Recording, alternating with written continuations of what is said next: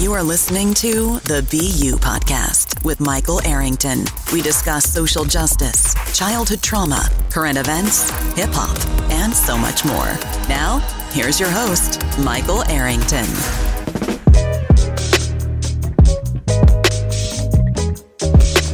Yo, what's good? Welcome back to the BU Podcast, man, the show where we explore a powerful intersection of social justice and education, shining the spotlight on those two forces coming together and empower marginalized students. I'm your host, Mike Arrington, and today we're going to dive deep into a topic that is not only timely but profoundly important in shaping the future of our educational landscape, something I'm super duper passionate about social justice and educational leadership. I got my cohort from my doctoral program, my girl Norah, and it's about to go down, man. But let me break down a couple things for you, man. Education has always been the cornerstone of society and a gateway to knowledge, growth, and opportunity. Yet, we recognize that traditional education system hasn't always been equally accessible or empowering for all students. That's where the heart of our discussion lies today in unpacking the ways in which we can infuse our classrooms with the principles of social justice, ensuring that every student, regardless of their background, feels seen, heard, and valued. It's a journey that encompasses a multitude of voices and perspectives. And we'll be hearing from my girl Norah. She's super duper dope, super duper insightful, man. You'll get a glimpse of it when we get into the conversation, man. But we'll be hearing from a lot of educating pioneers, man, with new approaches to teaching, ones that embrace diversity, foster inclusivity, and essential elements of the learning experience. And we'll also chat to some students at some point, man, that kind of navigated some of the complexities of the educational system that have fallen short for them and how they persevered and how they were able to shine through. And yet and still they were able to find their strength and find their voice to inspire change. So what does it mean to create an educational environment that actively dismantle barriers, challenges, biases, and uplifts marginalized voices? We're about to explore the myriad of ways educators, activists, and communities are working together to create classrooms and schools that just don't educate, but empower. Get ready for a candid conversation, insightful stories, and actionable insights that you can take with you, whether you're an educator, parent, student, or simply someone who believes in transformative power of education as a force of social justice. Our journey begins now, so let's dive into it. This intersection of social justice and education, empowering marginalized students. Stay tuned for a thought-provoking episode that's bound to challenge the status quo, inspire you to make a difference. The BU Podcast starts now. You are listening to the BU Podcast with Michael Arrington. All right, so y'all, we back, the BU Podcast. Mike Arrington here, man. This episode is about intersection of social justice and education and empowering marginalized students. I'm here with my guest, my good friend, and my doctoral cohort, Norah. I'll just leave it at that. I'll leave you to let everybody know who you are, where you're from, what you do, and how we met. Cool. Thank you for having me, Mike. I really appreciate it. My name is Norah. I'm a first-gen student. I come from a Palestinian background. My parents immigrated here. I grew up in the Inland Empire. It's always been my home away from home. And right now I'm just working with college-age youth and supporting them with their plans and their aspirations in college and just life in general, making sure they're good. But I like to stay involved in the community. And I'm currently participating in the organization and planning for a conference that's coming up soon for educators, and specifically focusing on social justice and education, and specifically liberation through education. That's dope, man. So as I mentioned, really brief, like we are doctoral students. We're in the last year. We're at the dissertation stage. I met Norah in my class, man, and from day one, she's been super duper powerful. Her insight on everything has always been amazing. And she's a hip hop head, so I love that too. And that's kind of how we connected. Let me ask you this. Can you share your perspective on why addressing the intersection of social justice and education is crucial for empowering marginalized students? So I think historically, when we look at the role of education in the US, it's always been a means to control and power and making sure that the masses are acculturating or adjusting to what's expected of them to serve that system. And when you're coming from a majority or a dominant culture or society, that might make sense to you because that culture that comes with that dominance is something you are benefiting from. But as marginalized people, we're being exploited. And so, historically, looking at the educational system, it's always been this tug of war of how do we acculturate immigrants, Black communities, Indigenous communities? How do we get them to adjust to meet the demands of that dominant society? And as a result, that means that we are being exploited. Something's being taken away from us, especially when it comes to our potential and our autonomy and our ability to imagine what's good for us because we're serving something that wasn't designed by us or for us.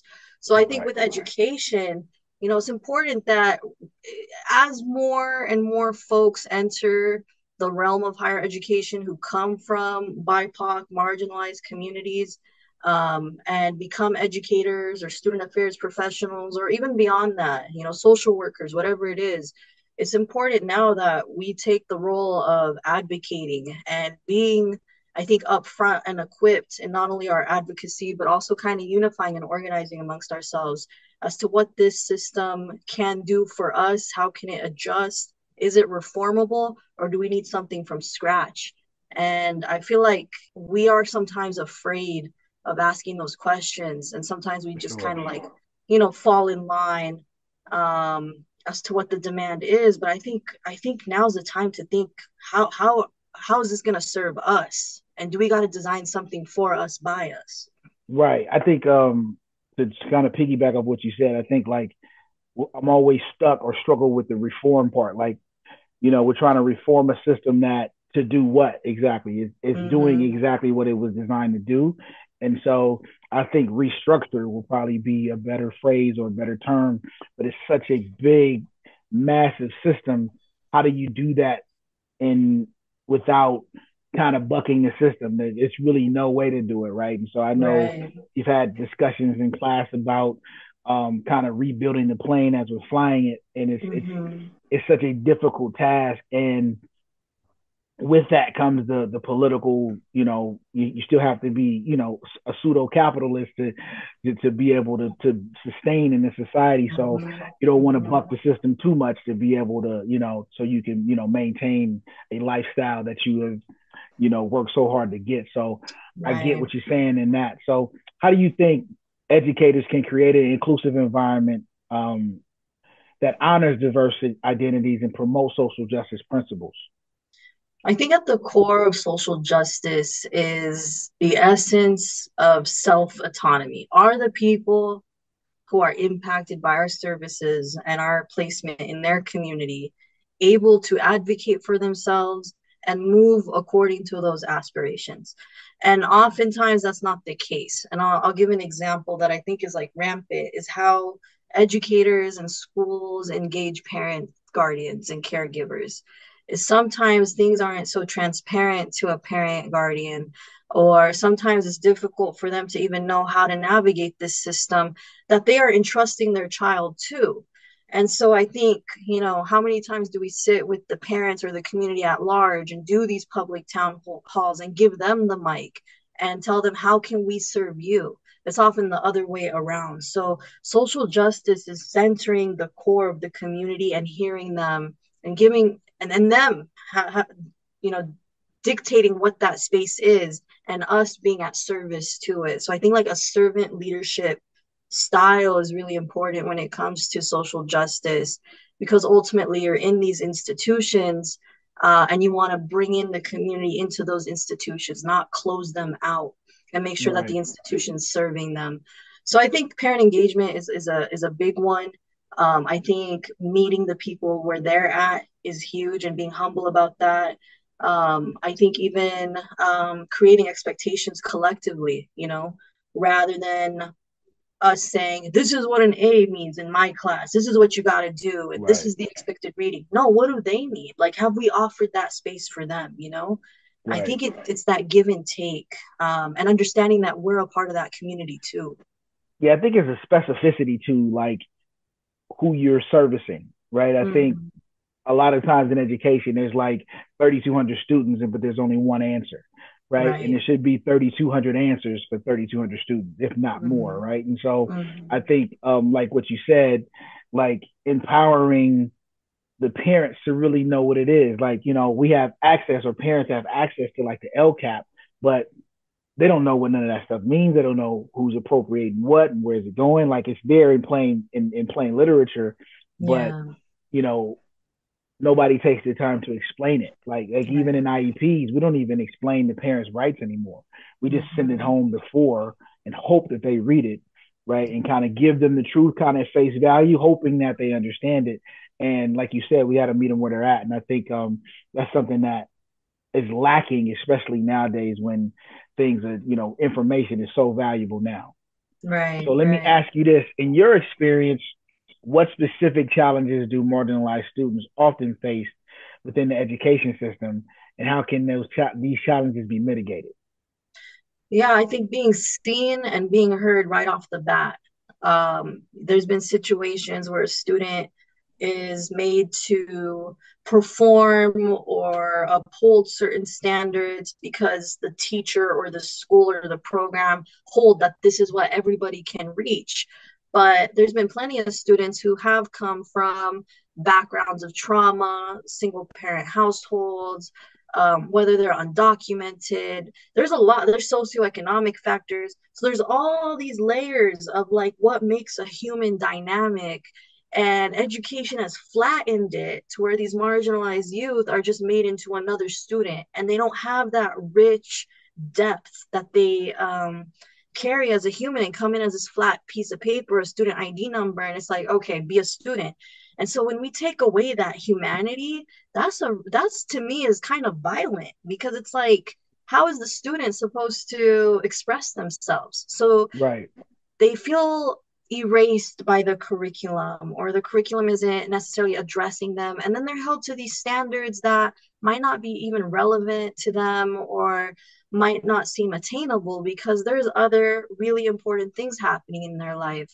Again, I think it just comes down to how are we recognizing the dynamics of the student body, the diversity there, but also beyond demographics, what are the experiences of the students? Because that easily right, too can get erased. And I think to a good educator is trying to offer opportunities where those can be safely expressed in the right, classroom. So there is that self growth and that self development, and the students themselves can build relationships with each other and feel safe and confident and proud to share those experiences with each other instead of hiding or trying to maintain this image that they're just like any other student.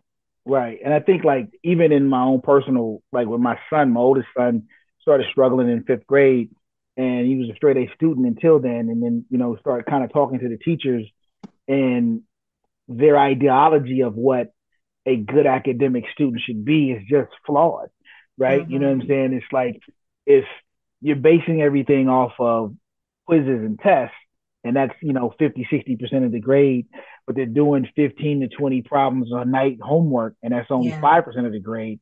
Like that, the weight or the balance is off, right? And Mm-hmm. so if you get a quiz that's 5 questions and it's worth 50 points, but the kid gets 3 out of 5, you know what I mean? That's a C.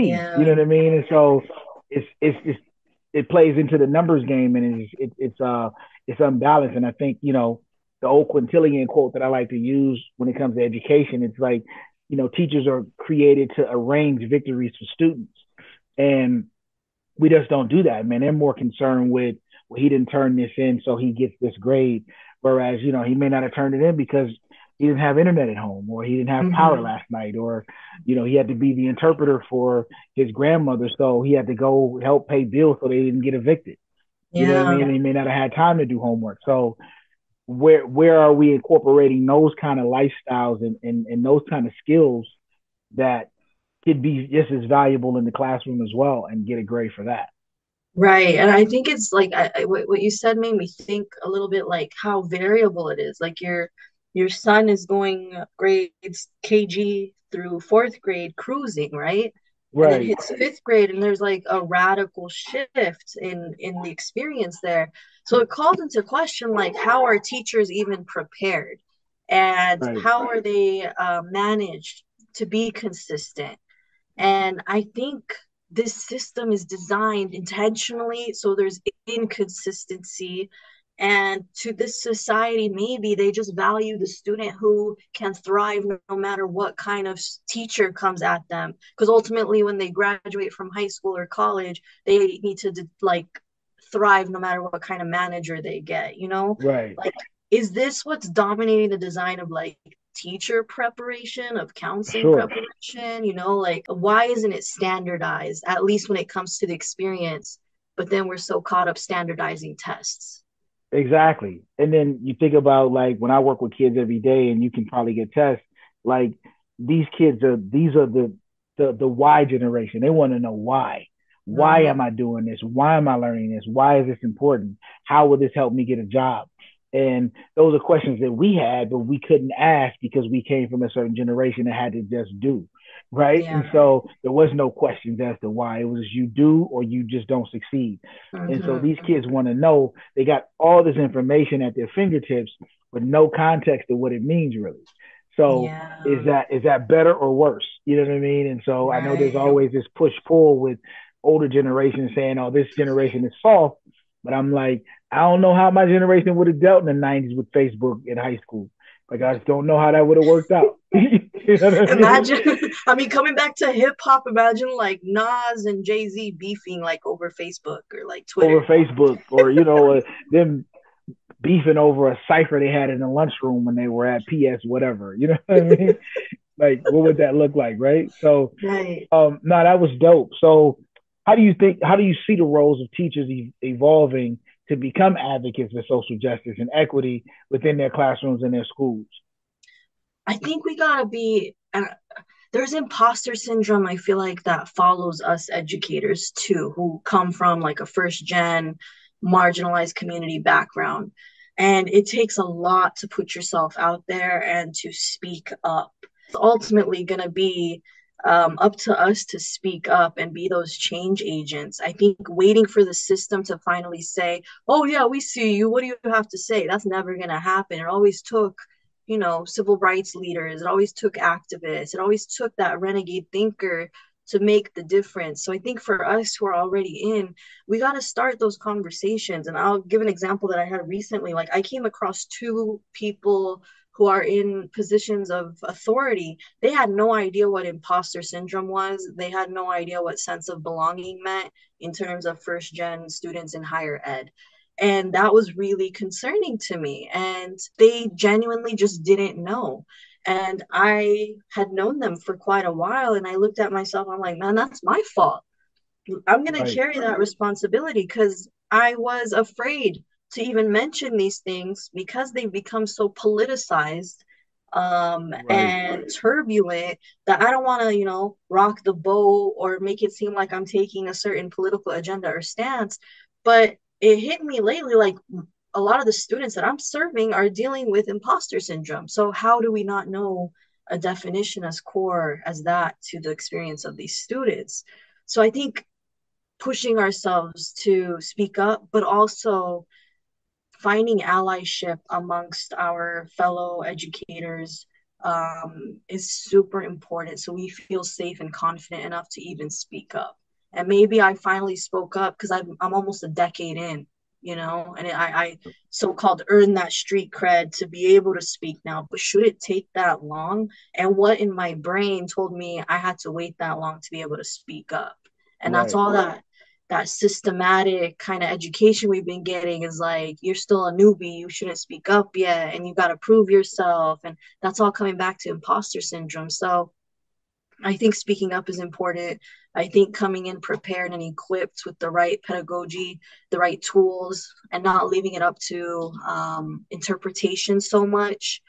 Because I mean, this is volatile to bring up, but back on the point of like parents and guardians right now, there's people who are hijacking that you know condition that parents don't necessarily know how education works, and they're right, coming in and acting like they're exposing the system and coming up with these agendas and claiming they're fighting for parents' voices or rights, but they're really co-opting For sure. this gap. And that's really scary to people of color and minorities and marginalized communities. It's like, are those the ones who are gonna rescue us? You know what I'm saying? Like, Right. when are we gonna be able to rescue ourselves and like build for ourselves? I think that's, again, imposter syndrome is often used with higher ed, but I think it manifests in all our experiences because it comes back to the system that wasn't designed for us. For sure. I know you and I talked about this a lot in class where we struggle with imposter syndrome is that we're like genetic dissenters. Like we descent, like that's just what we do from what we're from. But there's that assimilation of trying to, climb the corporate ladder, so to speak. And you get to a point to where like either you just assimilate all the way or you just say, I'm done with it and I got something to say. And I think you and I are at the same crux of like, all right, we went into this doctorate program for whatever reason, but now that we're at the tail end of it, we're like, we're about to use these superpowers for good. Oh, hell yeah. I'm gonna put on my cape. For sure. And so, but I know the struggle and the weight of being the only person on a campus that has that mindset or has that background or has that ability to see the other side of it and try to really promote equity to the point to where it's not even it's instinct for me now. It's Mm-hmm. like I hear a problem, I'm like, okay, but what could we have done better? Right? Right. Why didn't we serve this kid? Why aren't you adhering to this kid's 504? Or Mm-hmm. why are you being so obtuse with changing this kid's class because he really just can't get along with the teacher? You know what I mean? Right. Like, what's the point of it all, right? Like, we got this thing that we do in education where because they don't meet A through G standards that they can't take this class or they have to take this class because it meets the A through G standards, even when Mm-hmm. the parent told you the kid does not want to go to college. We already Right. got him a job because we have our own family business. I just need Mm-hmm. him to get this diploma so I don't get sued. And when I put him on payroll because the kid doesn't have a high school diploma, right? And so, but we have these unwritten, invisible rules that we stick to that are Mm-hmm. just at the end of the day asinine in most cases, Yeah. and I think it's we all struggle at a certain point to where it's time to like kind of let people know the information that's necessary and really having those Right. courageous conversations. And it's really tough, but I have courageous conversations every day. I'm in good trouble almost every day. But I do it with the what's in my heart is I want to do what's best for children. Yeah. And I always feel like if I use that mantra and I go through everything I go through, I get in trouble for it, but it helps the kid, I'm all in. Right. And you make me think too on like, going in and being student centered in our approaches doesn't mean necessarily we put the student in the middle of the classroom and just let them talk. I Right. think people think it's like this physical thing of being like student centered, like, oh, I'm gonna sit down in a desk and let the student stand up and talk to me. Like, that's not what it is. It's like, are you willing to understand the experiences of the student? And when we frame curriculum or like a program or like a lesson, right? My thing is when I go in, is I like to imagine I'm going into the classroom and who here, if I were based on the plan I have right now, who here would not feel connected to it, or who here would I not have the opportunity to interact with? And I visualize that in my head, and I'm like, okay, did I ask about this in the lesson plan, or did I consider that? And I think sometimes we go with this like flat approach or this strategy that's like one way rather than it being dynamic and coming at different angles and being layered. We just come at it flat. And as a result, we're probably missing out on so much rich experiences too. And I think part of it is like, as educators, we're supposed to bring that richness out. And I think you just mentioned, we're supposed to be creating victories or like, bringing students to the core of like their success. But ultimately, I feel like, unfortunately, the system is so dominant. We're just trying to make the system successful and make sure the system shows that it works. And as a result, a lot of students feel alienated because of that. For sure. And I think there's just this level of like insecurity that educators have because they like educators, like I train a lot of different professionals, like lawyers to social workers to counselors to police to teachers, and teachers are usually the toughest crowd because they feel like they mastered the information already, right? And Mm-hmm. they don't, what they don't realize, or what they fail to realize, is that education is a fluid concept and it evolves every 6 to 8 months, right? Every Mm-hmm. generation talks differently than the last, and everything that they did for fun 10 years ago, they don't do anymore, right? And Right. then with the, you add technology, things even move even faster. And so, I've walked into classrooms where teachers were like, or kids were like, man, why am I taking geometry, man? Like, I'm never going to use this in real life. And they wanted to know why it was applicable to them as adults. And so I was like, well, do you watch basketball? They were like, yeah. I was like, who's your favorite player? They're like, oh, LeBron or Steph Curry, right? And I'm like, okay. So LeBron and Steph Curry, they dribble a spear on a plane and they shoot it into a cylinder. Mm-hmm. That's geometry. Mm-hmm. And they were Mm-hmm. like, whoa, how come the teacher didn't know that? I was like, I can't tell you why the teacher didn't know that, right? But how could I help the teacher Right.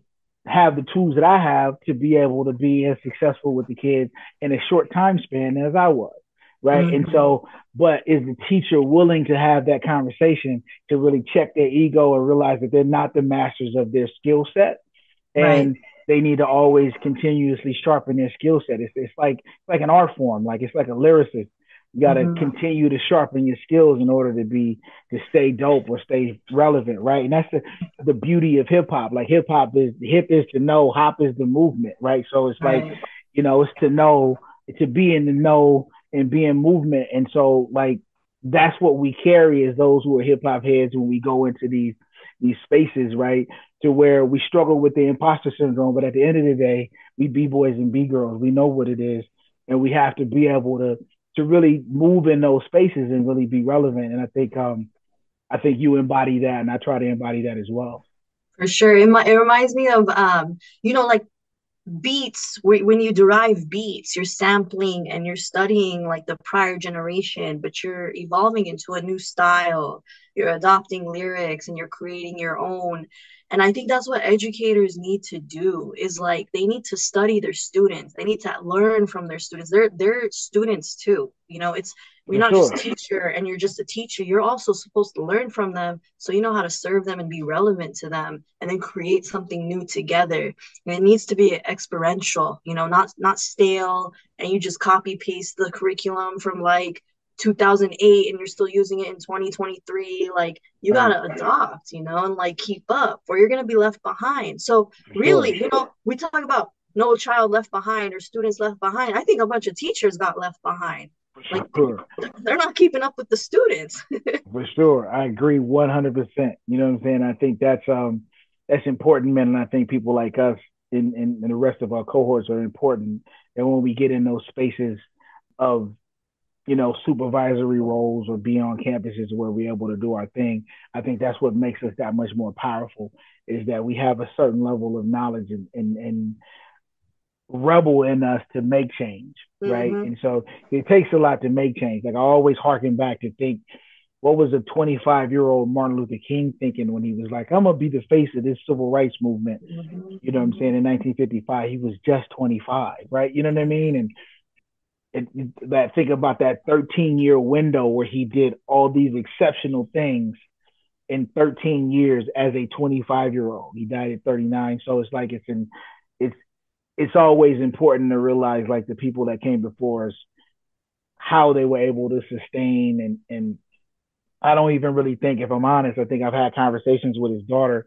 I don't think he even knew what he was doing. He just knew this was the right thing to do, and he went and forged forward and dealt with the consequences. And I think that's what it's going to take in order for us to make this real wholesale Right. change in education. We all need to collectively imagine what our future is going to be instead of letting folks in suits write it for us. And I think that was the dominant theme back then. And we need to get back to it as educators and just as people in our communities, is really start to imagine what our true, genuine freedom, not the sold marketing kind of freedom, diversity that they Right, sell us. What does it mean to us? How are we going to get there? And how are we going to get there together? for sure. So yeah, I appreciate this talk, man. This was dope. Can't wait to see you again, man, when we back For and sure. graduating and all that other stuff, man. I And know. you'll be doctor, I'll be doctor. I can't wait. But I appreciate your time and we'll be right back to the BU podcast. I'll get back to you. All right. You are listening to the BU podcast with Michael Arrington. That's right, y'all. We're back. BU podcast. Mike Arrington, man. Shout out to my girl Norah, man. That was such a dope conversation. I told you she was dope. She's so insightful, man. Just a beautiful soul, beautiful person, man. We've been riding this doctoral program for the last 2 years, man, and we're kind of at the end, man. The light at the end of the tunnel is actually not a train. It's actually the end of the tunnel. We're almost there. We're at the dissertation phase. So we all both excited and exhausted simultaneously, man. But I really appreciate her taking time out to holler at us, man, and kind of give us her insights. The topic at hand today, man, the intersection of social justice and education, empowering marginalized students, man. So I hope this episode was dope. I hope you get some good insight from it. You know, reach out to your local schools or reach out to me, man. Let's have a conversation about it. Catch me on LinkedIn at Michael Arrington. Catch me on Instagram at marringtonedu. And let's build, man. Let's talk. Let's build. Let's get these kids on the right path. I'm all about affecting positive change in people, man. So I'm down if you down. I want to see y'all win. BU Podcast. Mike Arrington. Take it easy.